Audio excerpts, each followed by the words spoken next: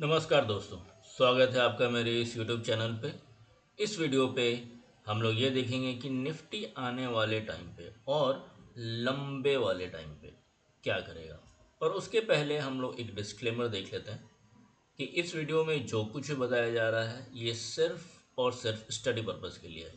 इसमें कोई ट्रेडिंग या इन्वेस्टमेंट रिकमेंडेशन नहीं है। अगर इसके बेसिस पे अगर आप कोई ट्रेड करते हैं तो वो आपकी पर्सनल रिस्पॉन्सिबिलिटी है। अगर आपको कोई भी इन्वेस्टमेंट या ट्रेड करना है तो आप अपने फिनेंशियल एडवाइज़र से बात कर ले, उनसे विचार विमर्श कर ले, उसके बाद ही कुछ करें। तो आगे चलते हैं इस स्टडी में। तो मैंने आपको कहा कि निफ्टी में मैं आपको लंबे टाइम का एक व्यू बताता हूँ, क्योंकि अक्सर क्या है कि मार्केट थोड़ा सा गिरता है और लोग घबरा जाते हैं। इसीलिए अगर हमें लंबी दूरी का पता हो, अगर हमें पता है कि मार्केट आगे कुछ सालों में क्या करने वाला है, तो ये जो घबराहट है ना, ये नहीं होगी। ये अगर 100 पॉइंट, 200 पॉइंट, 500 पॉइंट, 1000 पॉइंट गिर जाता है ना, तो लोग घबरा जाते हैं।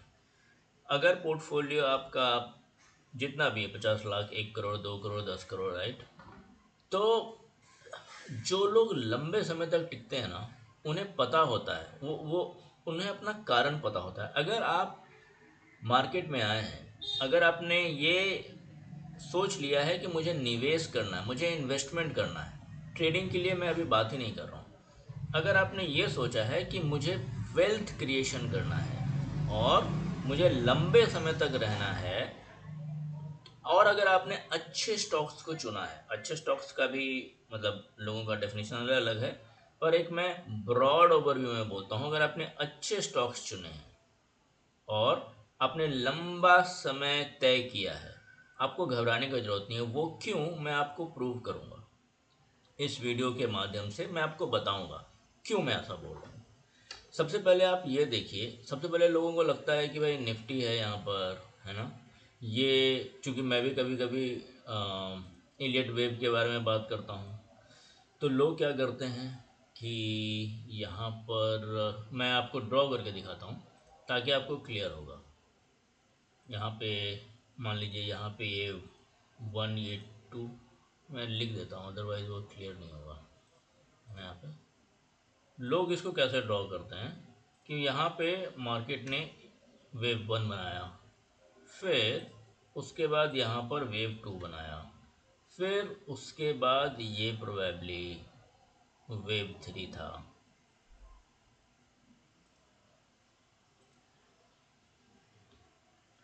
ये प्रोबेबली वेव 4 था, और फिर उसके बाद ये यहाँ पे वेव 5 था, 5, और फिर उसके बाद ये करेक्शन स्टार्ट हुआ, ये एक यहाँ नया वेव बना। या फिर कुछ लोग ऐसा करेंगे, मैं सारे काउंटिंग्स बता देता हूँ क्योंकि ये बहुत बड़ा कन्फ्यूजन है। क्योंकि ये 1, 2 हुआ, तो यहाँ पर फिर स्मॉलर डिग्री का वेव बनेगा जो प्रोबेबली ये वाला 1 होगा, ठीक है।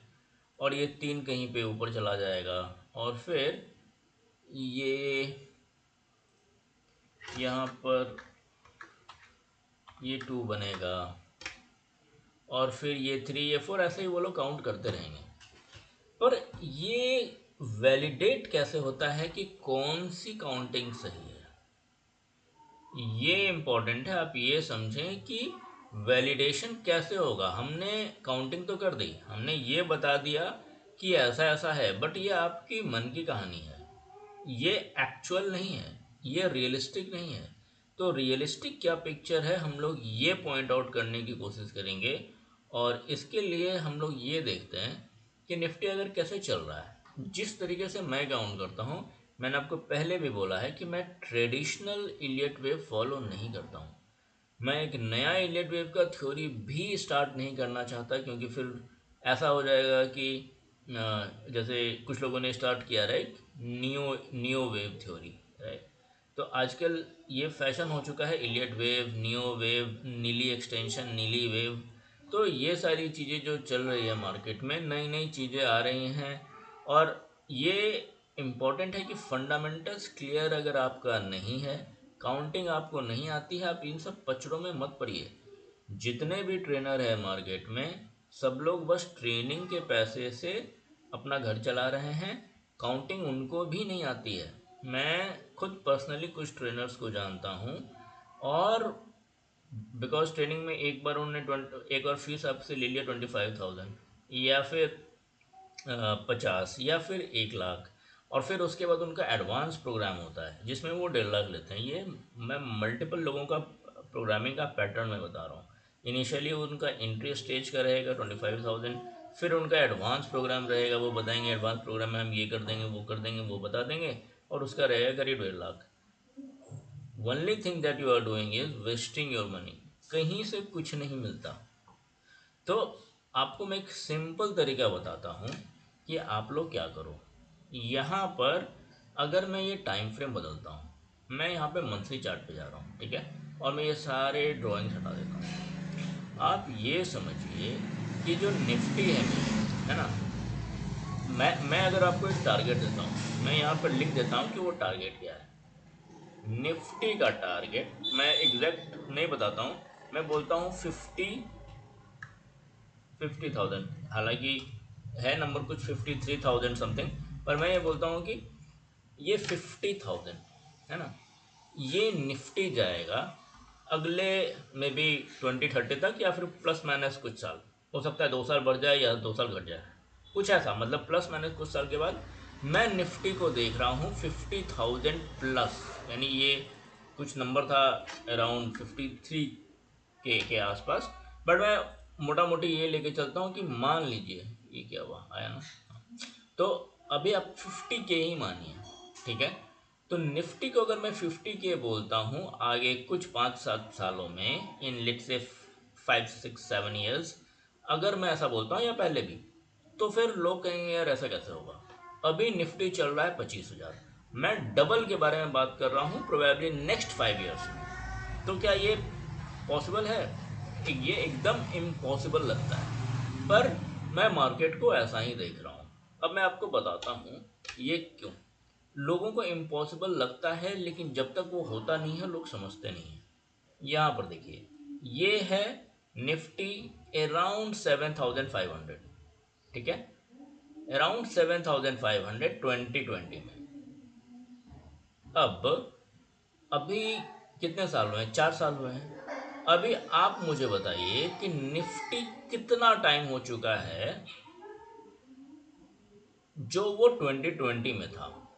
ये क्रैश आया, बहुत सारी पैनिक हुई, बहुत सारे हादसे हुए, कोरोना था, बहुत सारी डेथ्स हुई, बट यहाँ पर मैं बोलता हूँ, यहाँ पर भी अगर आप 12,000 भी पकड़ लीजिए, यहाँ पर अगर अभी ये डबल हो चुका है, राइट। ये कितने साल में हुआ है डबल? जस्ट 4 साल में। अभी क्या चल रहा है? 2024। 2024 में इसने हाई मारा कितना? 26,000। तो मोर देन डबल हुआ। और अगर मैं इसका लो पकड़ूं, तो अगर मैं ये 7,500 ना पकड़ के मैं इसको 8,000 भी पकड़ूं, तो ये 3 टाइम्स हो गया। दैट मीन्स मैं आपको यहाँ पे रियलिटी चेक बता रहा हूँ कि ऐसा पॉसिबल है। ये आप खुद अपनी चार्ट को देखिए ना, कि निफ्टी 4 साल में ट्रिपल हो चुका है, और मैं बोल रहा हूँ कि अगले 5 साल के आसपास प्लस माइनस कुछ है ना, एग्जैक्ट मैं नहीं बोल रहा हूँ, ये फिर से डबल होगा। तो अगर मेरे पास ये प्रोजेक्शन है, और तो मेरा फोकस कहाँ जाना चाहिए? मेरा फोकस सिर्फ जाना चाहिए कि मैं अच्छे स्टॉक्स को सेलेक्ट कर सकूँ। अगर ये प्रोजेक्शन मेरा निफ्टी का है, तो शायद आप निफ्टी के स्टॉक्स को सेलेक्ट कर लीजिए। निफ्टी 50 में ऐसा क्या है जो डबल हो सकता है, राइट। ऑलरेडी उसमें बस कितने 51 स्टॉक्स हैं, 50 स्टॉक्स के आसपास हैं। तो अगर उसमें मैं ये देखूं कि इसमें कौन सा, आप कुछ स्टॉक्स अलग अलग सेक्टर्स के चुन लीजिए इसमें, क्योंकि इसमें तो सारे सेक्टर्स के हैं। तो एक तरीका हुआ सोचने का, ये मैं ये सिर्फ स्टडी पर्पज से बोल रहा हूँ, इसमें कोई गारंटी नहीं है कि भाई ये होगा ही होगा, राइट। इसके लिए बस ये जो स्टडी है, जो मेरी स्टडी है, वही मेरा कॉन्फिडेंस है, और उसके बेसिस पे मैं बहुत आराम से बैठा हूँ कि ये हो रहा है। यहाँ पर आप लोगों ने होते हुए देखा है लेकिन अगर मैं अभी यहाँ पर बताऊँ, अगर उसी तरीके से अगर आपको कोई यहाँ बताता कोरोना के क्रैश में कि भाई अगले 4 साल में निफ्टी होने वाला है ट्रिपल, आप उस वक्त भी हंसते। क्यों? कि अभी क्या है कि मार्केट में सब लोग क्रैश की उम्मीद कर रहे हैं, और ऐसा नहीं है कि नहीं होगा। जैसे अगर आप देखें तो मैं यहाँ पे मार्क करता हूँ, ये अच्छा खासा लोगों को रुलाया था, राइट। पर यहाँ पर रोने वाली बात थी नहीं। छोटा सा अगर कोई छींक आ जाती है तो उसमें इतनी हल्ला मचाने की जरूरत नहीं है। ये इंपॉर्टेंट है। अगर आपका व्यू यहाँ पर है तो आप मान के चलिए कि बीच में ऐसी चीजें होंगी, ये सारी जो चीजें हैं ये होंगी। These are part of the game. इसमें कोई अलग चीज नहीं हो रहा है। ये मार्केट ऐसे ही जाता है, एक छलांग फिर एक कदम पीछे, फिर छलांग फिर एक कदम पीछे। तो इस तरीके से अगर आप मार्केट देखेंगे और अगर आपका लंबा व्यू है, मैं अगले 5 6 7 साल के बारे में बोल रहा हूँ, तो मैं बोल रहा हूँ यहाँ से निफ्टी डबल है ना। तो अगर हमारे पास ये व्यू है और हमने अच्छे स्टॉक सेलेक्ट किए हैं, क्या आपको घबराने की ज़रूरत है? बस हाँ, आप में वो संयम होना चाहिए कि ये वाला जो है ना मैं झेल लूँगा, मैं नहीं घबराऊँगा। ये वाला जो मार्केट गिरेगा तो मैं नहीं घबराऊँगा, है ना। अगर आपकी घबराहट इसमें हो जाती है, इसमें घबराहट हो जाती है, तो आपका व्यू नहीं है यहाँ पे, तो आपको कॉन्फिडेंस नहीं है इस स्टडी पे, राइट। तब आपको अगर कॉन्फिडेंस नहीं है इस स्टडी पे, तो आपकी एनालिसिस अलग हुई होगी, तो फिर आपका जो सिलेक्शन होगा वो अलग होगा। क्योंकि सब लोग अपना व्यू, अपना जो भी स्ट्रैटेजी होती है वो एक व्यू के ऊपर होती है।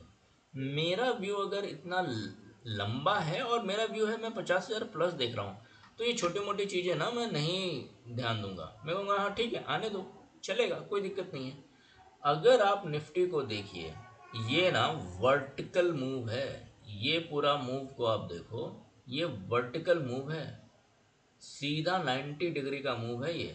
अपने मंथली पे, मंथली टाइम फ्रेम पे अगर ये वर्टिकल मूव दे रहा है, भले ही इसमें ये वाला करेक्शन आया हो, भले ही इसमें ये करेक्शन आया हो, भले ही इसमें ये करेक्शन आया हो, अगर यही चीज़ आपको यहाँ पर बोला जाएगा आप नहीं मानेंगे। लेकिन जब भी आप इस व्यू को लेके चलिएगा, आपको इम्पोर्टेंट है यहाँ पर ये आएगा, यहाँ पर ये आएगा, ये मान के चलना है। अब थोड़ा सा हम लोग आगे चलते हैं। मैं जब इलियट की काउंटिंग करता हूँ मैं साइकिल पे ध्यान देता हूँ।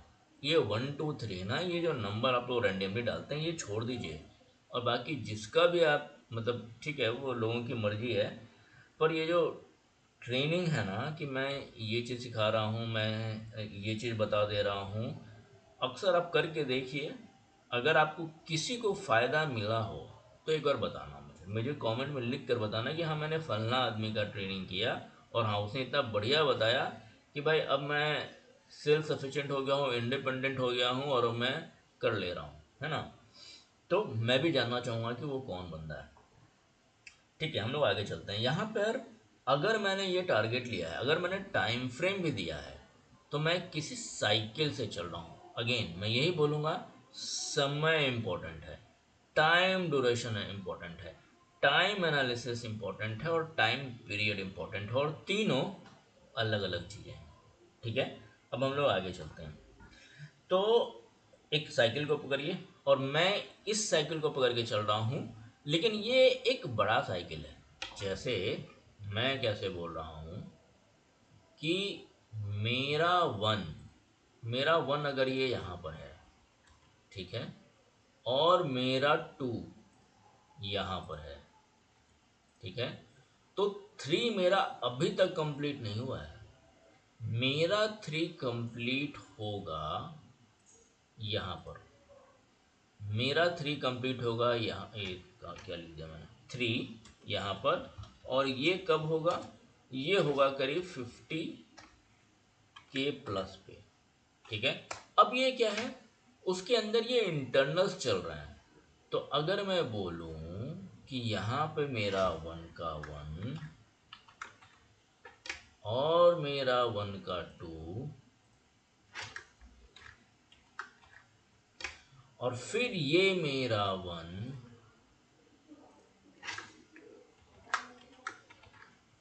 और फिर ये मेरा नया 2। मैं यहाँ पे डिटेल में इसलिए बता रहा हूँ क्योंकि लोगों ने मुझसे कहा कि थोड़ा डिटेल में बताइए ताकि मैं समझ सकूँ, मुझे कॉन्फिडेंस आ सके। तो मैं आपको स्टडी को थोड़ा इलेबोरेट करके बताता हूँ।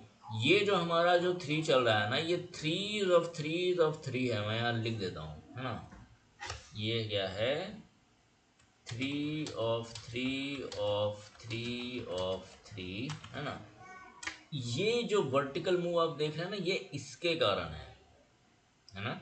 और हाँ, मैं एक बार फिर से बताता हूँ, मैं ट्रेडिशनल वेव की काउंटिंग नहीं करता। मेरा वेव जरूरी नहीं है कि 1 2 3 4 5 में चलेगा, वो 1 2 3 बन के ख़त्म भी हो सकता है। मैं 5 तक वेट नहीं करता। अगर मेरा साइकिल ख़त्म हुआ, वेव ख़त्म। मुझे नहीं मतलब है वो क्या कर रहा है, राइट। वो उसने कितने काउंटिंग दी हैं, 1 से 11 तक दिया हो, 15 तक दिया हो, आई डोंट केयर।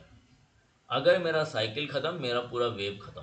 मैं उसी कॉन्फिडेंस में बोलता हूँ कि यहाँ पर ये जो लो आया है ना, ये जो कोरोना का लो है, ये अब हम लोग लाइफ टाइम में नहीं देखेंगे। यहाँ पर जो होना था हो गया। अब मार्केट ओके, तो ये 50 का क्या डायरेक्ट चला जाएगा? हम लोग ये बात कर लेते हैं। ये 50 के क्या ये डायरेक्ट चला जाएगा? नहीं, ऐसा नहीं है। बीच में हॉलमार्क्स है। सबसे पहले है मेरा जो अभी आएगा, वो होगा आपका कितना? 28,075 कुछ ऐसा, राइट। मैं आपको एक नंबर दे रहा हूँ, ये वाला नंबर जो है, ये वाला पहले आएगा। अब ये एग्जैक्ट नंबर मत ले लेना, मतलब मुझे याद नहीं है मैंने क्या कैलकुलेट किया था, बट ये इसी के मैं इतना समझ लो, 28,000 प्लस कर दो, है ना। कुछ आसपास ये जाएगा।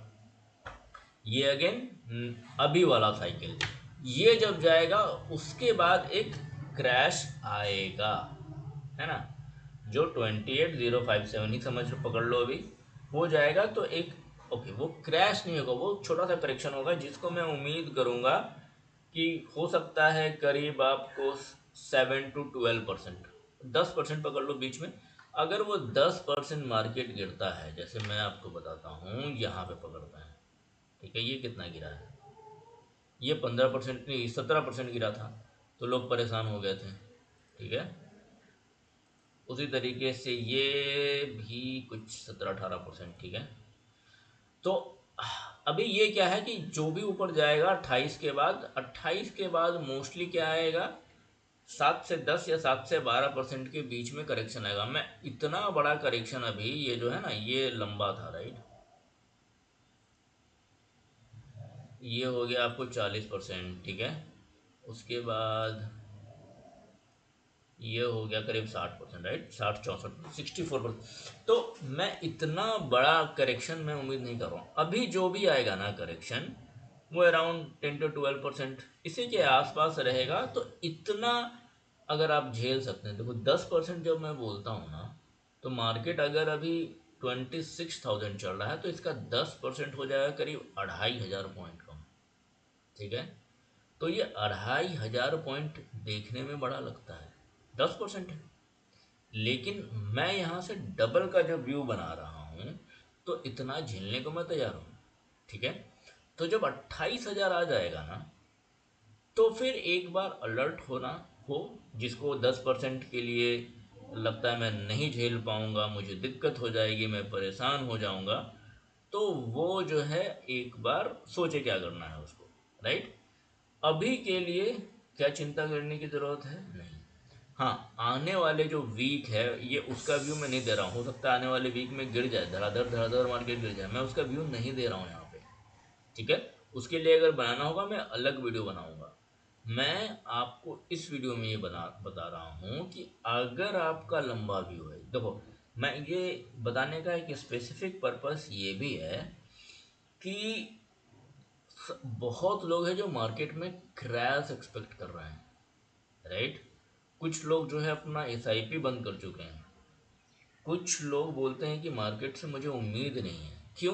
क्योंकि शायद उनको ये दिख रहा था, राइट, ये गिरापन, या फिर ये जो गिरावट थी ये दिख रही थी, पर उनको ये नहीं दिखता है। क्योंकि ये आपको माइंडसेट समझना होगा, लोग नेगेटिव ज़्यादा देखते हैं। ये छोटा सा गिरावट आप देख देख रहे हैं, मैं एक बार इसको चार्ट को क्लियर कर देता हूँ। आपको इतने बड़े चार्ट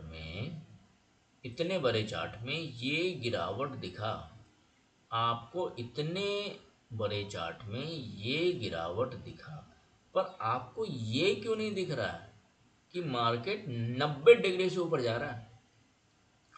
तो जो लोग इस चीज़ को हाईलाइट करते हैं, कुछ तो पर्पस होगा कि वो इसको हटाते हैं। क्यों?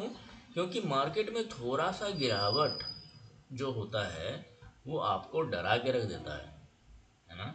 और मैं इसके लिए बोलता हूँ कि स्टे इन इंडियन मार्केट। अभी जैसे LRS का कंसेप्ट है, लोगों को ज़्यादा पता नहीं है, मैं आपको बता देता हूँ।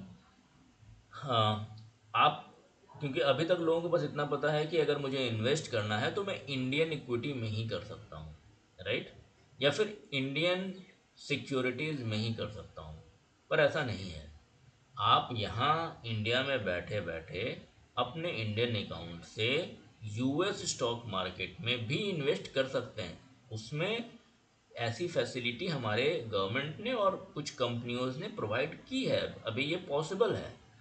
तो जो लोग ये कंपनियां चलाते हैं, जैसे, क्योंकि मैं भी ऐसी कंपनियों में काम कर चुका हूँ, मैंने खुद एक प्लेटफॉर्म बनाया है जो इंडिया से US में इन्वेस्ट करने की का फैसिलिटी प्रोवाइड करता है। मैं एक कंपनी में काम करता था, मैं नाम तो नहीं बताऊंगा। तो अब वो क्या है, वो कंपनी क्या करती है कि उनका जो मेन फोकस ये है कि इंडिया से लोगों को US में इन्वेस्ट करवाती है। US का मार्केट भी ग्रो करेगा, नो डाउट। पर अगर मेरा व्यू ऐसा है, राइट, क्योंकि देखो US में इन्वेस्ट करने का फ़ायदा आपको ये है कि आपको एक तो डॉलर अप्रिशिएशन मिलता है, अगर अप्रिशिएट हुआ तो, क्योंकि अभी जो है डॉलर अप्रिशिएट हो रहा था हर साल 5% के आसपास, तो वो अलग बेनिफिट था। दूसरा आपको बेनिफिट था क्योंकि वहाँ की मार्केट तेज़ी से जा रही थी, स्पेशली जो उसके टेक स्टॉक्स हैं, AI बूम पे है, तो उसके कारण जो उसके टेक स्टॉक्स हैं, एनवीडिया हुआ, ये सब काफ़ी ऊपर जा रहे थे। तो एक ऐसा कंसेप्ट है कि हाँ, आप US में इन्वेस्ट कीजिए। मैं, जिसको डाइवर्सिफिकेशन चाहिए वो डेफिनेटली करे, और इसमें कोई बुराई नहीं है। बट मैं ये बोलना चाहता हूँ, आप इंडियन मार्केट में स्टे इन्वेस्टेड, क्योंकि यहाँ से डबल दिखता है मार्केट। वहाँ पे जाके मेरा जो ये जो 1 वाला है, वो 3 जो कंप्लीट जो मैं बोल रहा हूँ स्टार्टिंग से, वो मेरा 50 के पास ही कंप्लीट होगा, 50 प्लस पे, 53 कुछ जो भी नंबर है वहाँ पे। तो एक ब्रॉड ओवरव्यू में देखूँ तो staying invested in India will make you rich, एक पहला पॉइंट था। दूसरा कि अगर आप देखेंगे कि यूट्यूब हो या टीवी चैनल्स, उस पर हल्ला मच रहा है और मचेगा कि हाँ, क्रैश आएगा, क्रैश आएगा। रिच डैड पुअर डैड, जिन्होंने बुक लिखी है, रॉबर्ट कियोसाकी, तो उन्होंने भी बोला है क्रैश आएगा। देखो, वो क्रैश ना, अगर वो बोलते भी हैं, he is a very senior guy और उनको समझ है मार्केट की, तो वो बोल रहे हैं तो वो कुछ ऐसा बोल रहे हैं, है ना। 50-60% वाला क्रैश कोई नहीं बोल रहा होगा, जो मेरी अंडरस्टैंडिंग है वो। हाँ, इसके बारे में जरूर बोल रहे होंगे, और जो बड़े लोग हैं, जब उनको पता होता है कि ऐसा कुछ होने वाला है तो शायद वो लोग प्रॉफिट बुक करते हैं। क्योंकि वॉरेन बफे जो बोलते हैं, भले ही वो बोलते हैं मैं वैल्यू इन्वेस्टिंग करता हूँ, मैं लॉन्ग टाइम इन्वेस्टर हूँ, पर एप्पल्स के स्टॉक उन्होंने भी बेचे थे, राइट। ऐसा नहीं है कि उन्होंने, जब मार्केट एप्पल का गिरने वाला था, जब वहाँ के स्टॉक्स गिरे थे, तो उन्होंने भी एप्पल के स्टॉक्स बेचे थे। तो timing stock market is also important. तो क्योंकि उनके तो स्टॉक्स काफ़ी बड़े होते हैं, ह्यूज क्वांटिटी में होते हैं, तो उनको काफ़ी तगड़ा प्रॉफिट होता है। मैं उसी के लिए बता रहा हूँ आपको कि ये बड़े लोग यहाँ पे प्रॉफिट बुक कर सकते हैं, उसमें कोई दिक्कत नहीं है। आपको करना है, आप भी कर सकते हैं। तो पहला जो बुकिंग वाला पॉइंट होगा वो 28,000 प्लस के आसपास जो होगा, वहाँ पे हम लोग देख सकते हैं। अभी मान लो कि अगर 5-10% मतलब कुछ परसेंट गिर भी जाए यहाँ से, अगर मान लो निफ्टी 1000 पॉइंट गिर जाए, है ना, वो उसके बारे में ओके, नेक्स्ट वीक के बारे में बात मैं नहीं कर रहा हूँ, इसलिए I don't want to confuse you. मेरा इस पर्पस इसका ये था कि मैं आपको एक ब्रॉड व्यू, एक long term view, long term भी क्या, वेरी वेरी लॉन्ग नहीं बता रहा हूँ मैं आपको बता रहा हूँ अगले 5-6 साल में। और ये जो 50K बोल रहा हूँ उसके बाद जो करेक्शन आएगा, या फिर कुछ लोग क्रैश बोलेंगे, वो कितना आएगा, तो वो भी क्रैश ना मैं 30% के आसपास उम्मीद कर रहा हूँ, ठीक है। तो 50% अगर है, सॉरी 50,000 है, अगर 50,000 है, तो अगर मैं बोलूँ 15 कितना 30%, ठीक है, तो वो कुछ 15,000 है ना, मतलब 30% मैं मिनिमम बोल रहा हूँ वैसे, है ना। तो वो करीब 15,000 तो मिनिमम जाएगा ही करेक्शन, ठीक है, उस वक्त। तो तब की तब हम लोग देखेंगे, पहले वहाँ पे पहुँचने देते हैं। लेकिन एक बार जब 28,000 पहुँच जाता है, उसके बाद 7 से 12% गिर सकता है मार्केट, उसमें घबराना नहीं। ये अगर आपको, if you have the power of knowledge, अगर आपके पास ये नॉलेज पहले से ही है, तो आप एक्शन भी ले सकते हैं। और आपको लॉन्ग टर्म का भी हो, आप अगर आप इन्वेस्टेड रहना चाहते हैं तो आप वो भी रह सकते हैं। सो ये बस एक मेरी स्टडी थी जो मैंने आपको बताया कि इंडियन मार्केट में मुझे घबराने वाली चीज़ नहीं दिखती है। भले ही आपको यूट्यूब पे, टीवी चैनल पे क्रैश क्रैश चिल्लाएंगे, क्रैश आने वाला है ताकि आप लोग बेच लें, राइट, पर कोई ये नहीं बताएगा आपको कि निफ्टी का व्यू है क्या, कहाँ जा रहे हैं हम लोग, राइट। क्योंकि ये इंडेक्स है, इंडेक्स का काम क्या है, वो बढ़ता रहेगा, है ना। ये जो थर्ड है आपका, थर्ड वे, वो 50 तक एक्सटेंड कर रहा है। अगर मेरा व्यू ये है, और थर्ड मेरा अभी तक कंप्लीट नहीं है, ये चले जा रहा है, जो पहली थर्ड ही आपकी पहली वेव ही कंप्लीट नहीं है, वो पहली वेव ही 50 पे कंप्लीट होगी, तो घबराऊंगा क्या, मैं कभी नहीं।